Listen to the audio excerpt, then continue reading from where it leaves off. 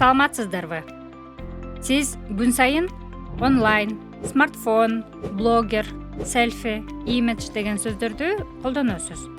Бирок ал сөздөр кыргыз лексикасына кайсы тилден качан кабыл алынганын ойлонуп көрдүңүз беле? Эмне үчүн жаңы сөздөрдү кабыл алуу керек? Анткени дүйнө жүзүндө илим билимдин өнүгүшү менен коомдук, маданий, технологиялык өзгөрүүлөрдүн таасири эң башкы себеп. Демек, тил коом менен бирге өзгөрөт, байыйт жана жаңы сөздөрдү кабыл алат.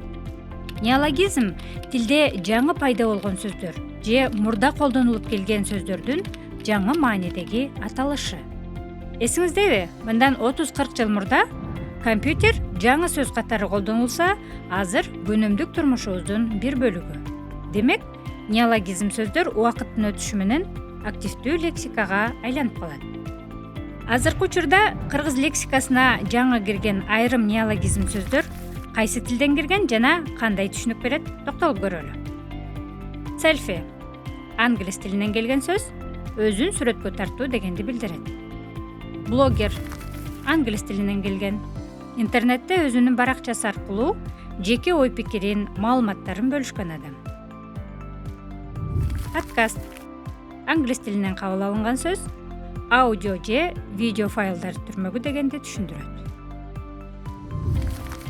Креатив латын тилинен жаңыча ойлонуу, өзгөчө идея жаратуу дегенди түшүндүрөт. Лайк англис тилинен жактыруу дегенди билдирет.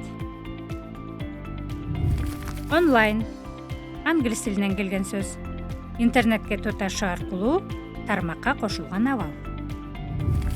Маркетинг англис тилинен келген сөз, товарларды же кызматтарды сатуу жана жарнамалоо процессин уюштуруу.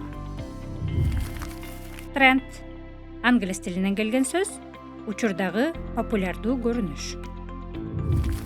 Инновация латын тилинен кабыл алынган, жаңы ыкма, жаңы технология дегенди түшүндүрөт. Демек, ар бир жаңы сөздүн кыргыз лексикасына кабыл алынышы илим, техника жана коомдук терминдерди кыргызча түшүндүрүүгө жардам берип, жаңы көрүнүштөрдү атаганга мүмкүнчүлүк түзөт. Неологизм сөз байлыкты кеңейтет, илимий тилди өнүктүрөт жана замандын муктаждыгына ыңгайлаштырат. Келиңиз, канчалык деңгээлде неологизм сөздөрүн билесиз? Өзүңүздү текшерип көрүңүз.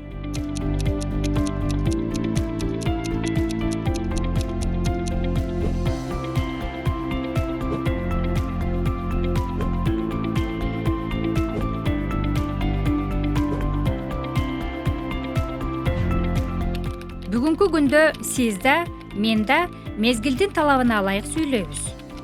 Сиз бул сөздөрдү жашооңузда колдоносузбу? Мисалы, коуч,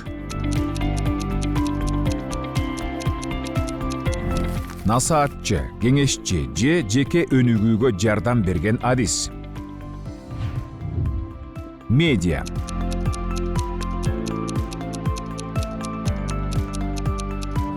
маалымат таратуу каражаттарынын жалпы аталышы. Дедлайн,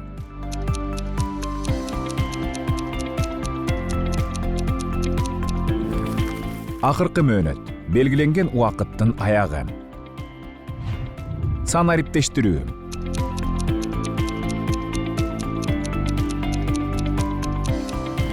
иш процесстерин, маалыматтарды электрондук формага өткөрүү. Мониторинг,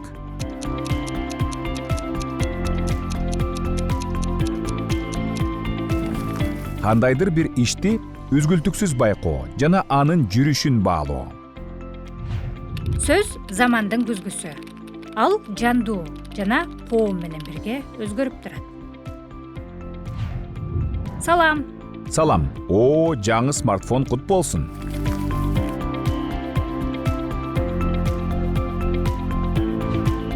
Рахмат.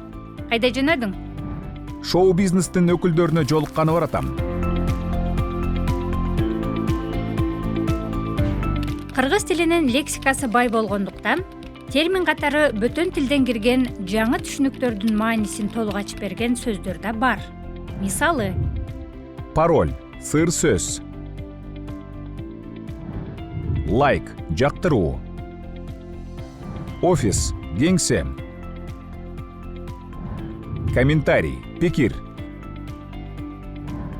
Наушник, кулакчын. Аккаунт, баракча. сабагыбыз соңуна келди. Саламатта калыңыздар.